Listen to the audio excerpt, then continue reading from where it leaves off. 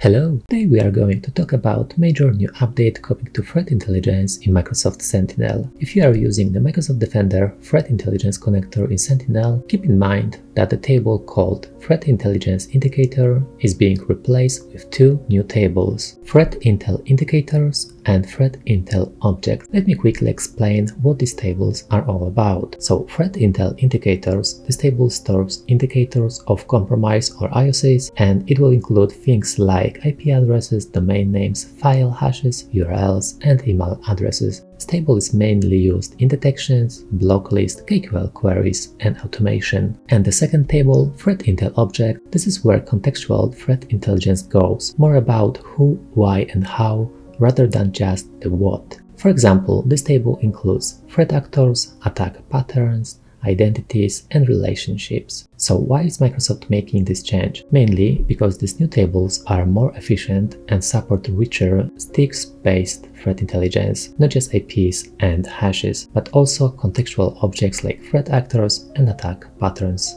I was mentioning before. Right now we are in the public preview, so dual ingestion is enabled by default.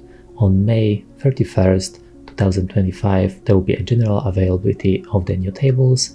On July 31st, 2025, Microsoft will stop ingesting new data into the old Threat Intelligence Indicator table. So if your queries or rules still target that table, they will just stop working. Until end of May 2026, you can still request to extend dual ingestion, but that's just a grace period. Make sure to update your content. Now let's head over to Microsoft Sentinel and look at how you can identify the old versus new tables. Threat Intelligence Indicator, this is the old table.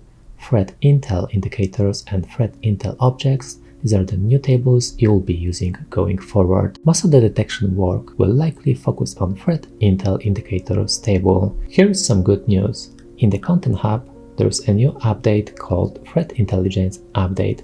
It will include new analytic rule templates and new hunting queries. All of these are designed to work with the new schema. You can install this update in your environment. It won't replace your existing rules, it simply adds new versions based on the updated schema. From there, you can generate new analytic rules and test them safely. And that's it for this video. Hope that helps.